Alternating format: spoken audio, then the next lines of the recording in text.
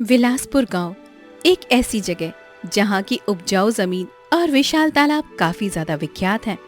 लेकिन वो तालाब अब पूरी तरह से सूख चुका था और इसे बेचने की बात ने गांव में हलचल मचा दी थी। दोपहर का समय था, सूरज की तपिश में चौपाल पर गांव वाले इकट्ठा थे। तभी ध्यान दो विलासपुर के लोगों, आज हम एक बड़े फैसले के लिए यहाँ पर इकट्ठा हुए हैं।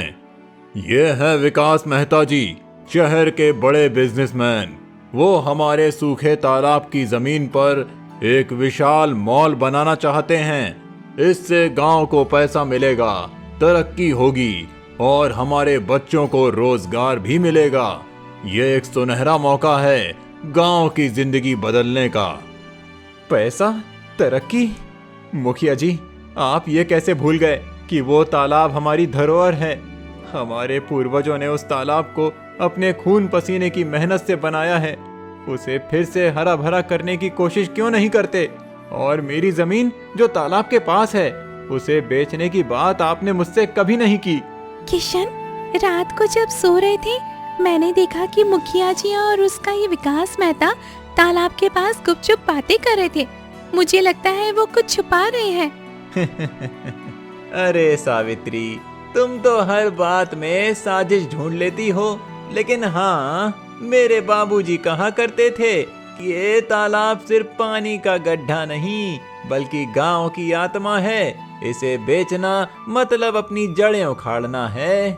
मुखिया जी, आप ये सब इतनी जल्दी क्यों कर रहे हैं? हमें और वक्त चाहिए सोचने के लिए। गांव वाले एक दूसरे को शक भरी नजरों से देखते हैं। तभी छोटू दौड़ता हुआ आता है। किशन भैया, लक्ष्मी दीदी ने मुझे बताया कि वो तालाब की जमीन के कागजात देखना चाहती हैं। वो कह रही थी कि ये गलत हो रहा है और हमें सच सामने लाना होगा। दीदी ने कहा वो खुद चौपाल पर आएंगी और सबको बताएंगी। लक्ष्मी, वो नई लड़की जो अभी कुछ महीने पहले गांव आई है, अब वो हमें सिखाएगी। छोटू, तू बड़ों की बातों में नाक मत घुसेड़।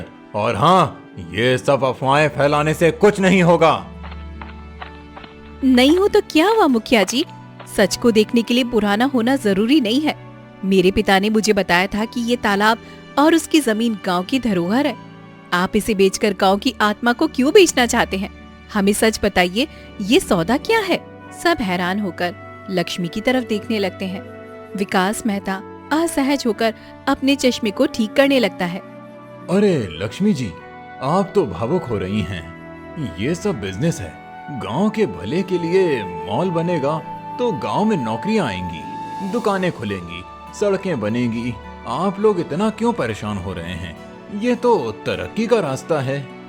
तरक्की या आप और मुखिया जी की जेब भरने का रास्ता? मेरे पिता ने मुझे बताया था कि वो कभी अपनी जमीन नहीं बेचना चाहते थे, लेकिन आपने उन्हें धमकाया, मजबूर किया। विकास जी, सच बोलिए, आप इस जमीन को सस्ते में खरीद कर कितने गुना दाम में बेचने वाले हैं? किशन, तू अपनी हद में रहे। मैंने तेरे पिता को अच्छा प्रस्ताव दिया था, वो खुद तैयार थे। तू अब मुझे बदनाम करने की कोशिश मत कर। तैयार नहीं, मजबूर किए गए थे। मैंने अपनी इन बूढ़ी आंखों से देखा था तूने और विकास ने किशन के पिता के साथ क्या किया। और वो चिट्ठी जो तूने छिपाने की कोशिश की। सबके चेहरे पर हैरानी छा गई थी। विकास मेहता और मुखिया जी एक दूसरे को घबराहट भरी नजरों से देखने लगते हैं। रघु बाबा, कौन सी चिट्ठी? साफ साफ बताइए, ये क्या चल रहा है हमारे गांव में? हमें सच जानना है। एक चिट्ठी जो मैंने तालाब के पास पाई थी कई साल पहले। उसमें साफ लिखा था कि तालाब की जमीन का मालिकाना हक पूरे गांव का है, पंचायत का है, ना कि मुखिया के खानदान का। लेकिन हरपाल, तूने और तेरे बाप दादा ने वो चिट्ठी छिपा ली ताकि कोई सच ना जान सके। ये सब झूठ है। रघु, तू बूढ़ा हो गया है, तेरी अकल पर पर्दा पड़ गया है। तुम लोग मुझे बदनाम करने की साजिश कर रहे हो। झूठ नहीं मुखिया जी, मैंने भी वो चिट्ठी देखी है। मेरे पिताजी ने मुझे बताया था कि तालाब की जमीन का हक सिर्फ पंचायत को है। आप और विकास मेहता मिलकर इसे सस्ते में खरीदकर मोटा मुनाफा कमाना चाहते हैं। हमें बेवकूफ समझा है क्या आपने? अरे लक्ष्मी जी, आप तो गलत समझ रही हैं। मैं तो गांव का भला चाहता हूँ। मॉल बनेगा तो गांव में खुशहाली आएगी। ये सब गलतफहमी है। गलतफहमी?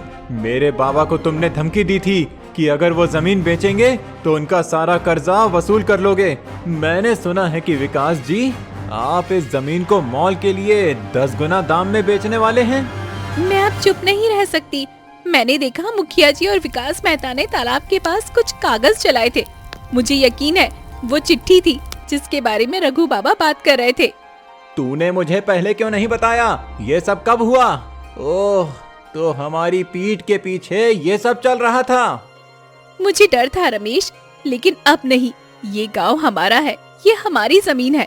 इसे बेचने का हक सिर्फ हमारा है, न कि इन लालची लोगों का। किशन और लक्ष्मी एक दूसरे को देखते हैं। उनकी आंखों में दोस्ती और एक साझा मकसद की चमक थी। बस अब बहुत हुआ लक्ष्मी, तुम मेरे साथ चलो। हम उस चिट्ठी की कॉपी ढूंढेंगे। हाँ किशन, मेरे पास वो कॉपी सुरक्षित है, लेकिन सावधान रहना। हरपाल और विकास तुम्हें रोकने की पूरी कोशिश करेंगे। वो नहीं चाहते कि सच सबके सामने आए। तुम लोग पागल हो गए हो। ये सब बकवास बंद करो। विकास जी, चलिए। ये लोग समझने को तैयार नहीं हैं। हमें कहीं और सौदा करना होगा। हाँ हरपाल जी, चलिए। ये लोग तो बस हमारा वक्त बर्बाद कर रहे हैं। लेकिन गांव वाले अब पूरी तरह मुखिया जी और विकास मेहता के खिलाफ हो चुके थे। किशन, लक्ष्मी और रघु बाबा भीड़ को चीरते हुए रघु बाबा के घर की ओर बढ़ते हैं। रघु बाबा का घर पुराना मिट्टी का था। दीवारें समय के साथ जर्जर हो चुकी थी। वो एक पुराना लकड़ी का संदूक खोलता है और उसमें से एक पुरानी पीली पड़ चुकी चिट्ठी को निकालता है। ये तो साफ लिखा है कि तालाब की जमीन गांव की पंचायत की है। कोई एक व्यक्ति इसे बेच नहीं सकता। रघु बाबा, ये चिट्ठी तो सबूत है कि मुखिया जी और विकास हमें धोखा दे रहे थे। मेरे पिताजी ने मुझे बताया था कि इस चिट्ठी को मुखिया जी के दादा ने छिपाया था, लेकिन आपने इसे बचा लिया रघु बाबा। ये गांव का सच है और अब हमें इसे सबके सामने लाना होगा। किशन, लक्ष्मी, मैंने गांव वालों को सब बता दिया है। वो सब चौपाल पर इकट्ठा हो रहे हैं। अब समय है कि हम सच को सबके सामने लाए और इन धोखेबाजों का पर्दाफाश करें। सावधानी से बच्चों, हरपाल और विकास आसानी से हार नहीं मानेंगे, लेकिन सच की ताकत के आगे वो टिक नहीं पाएंगे। चलो चौपाल पर चलते हैं। सूरज ढल रहा था, लेकिन चौपाल पर भीड़ बढ़ती जा रही थी। गांव वाले गुस्से और उत्साह में इकट्ठा थे। किशन, लक्ष्मी और रघु बाबा चिट्ठी लेकर बीच में खड़े हुए थे। मुखिया जी और विकास मेहता भी कोने में खड़े थे, घबराए हुए। गांव वालों, ये रहा सबूत। ये चिट्ठी साफ कहती है कि तालाब की जमीन हम सबकी है, पंचायत की है। मुखिया जी और विकास मेहता ने मिलकर हमसे सस्ते दामों में ये जमीन खरीदकर मोटा मुनाफा कमाने की साजिश रची थी। मेरे पिता ने मुझे सिखाया था कि इस जमीन को बचाना मतलब गांव की आत्मा को बचाना है। अगर हम इसे बेच देंगे तो हमारी पहचान, हमारी जड़ें सब कुछ खत्म हो जाएंगी। ये तालाब सिर्फ जमीन का टुकड़ा नहीं है, ये हमारी विरासत है, हमारी शान है। मुखिया जी, ये सच है। आपने हमें धोखा दिया।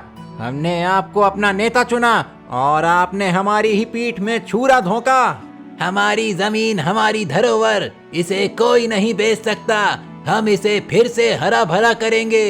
ठीक है, मैं स्वीकार करता हूँ कि मैं गलत था। मैं लालच में अंधा हो गया था। विकास ने मुझे मोटा पैसा देने का लालच दिया और मैंने सोचा कि गांव वालों को बेवकूफ बनाकर ये सौदा कर लूं। मुझे माफ कर दो, मैंने गलती की। ये सब हरपाल की योजना थी। मैं तो बस उसका साथ दे रहा था। मैंने तो सिर्फ बिजनेस की बात की थी। बस करो विकास जी, अब कोई बहाना नहीं चलेगा। तुमने और मुखिया जी ने मिलकर हमारे गांव को लूटने की साजिश रची थी। गांव वालों, ये जमीन हमारी धरोहर है, इसे बचाओ। इस तालाब को फिर से पानी से भर दो। इसे हरा भरा करो, यही हमारी असली जीत होगी। ये तालाब सिर्फ जमीन नहीं, ये हमारी एकता का प्रतीक है। गांव वाले जोर जोर से तालियां बजाते हैं। कुछ लोग भावुक होकर एक दूसरे को गले लगाते हैं। मुखिया जी और विकास मेहता सिर झुकाकर खड़े हो जाते हैं। हमने कर दिखाया किशन, सच और एकता की ताकत से। हाँ लक्ष्मी, और अब हम इस तालाब को फिर से जिंदा करेंगे। ये गांव का सच है और इसे कोई नहीं छीन सकता। इस तरह विलासपुर गांव की एकता और सच की ताकत ने लालच और धोखे को हरा दिया। तालाब की जमीन बच गई और गांव वालों ने मिलकर इसे फिर से हरा भरा करने का संकल्प लिया।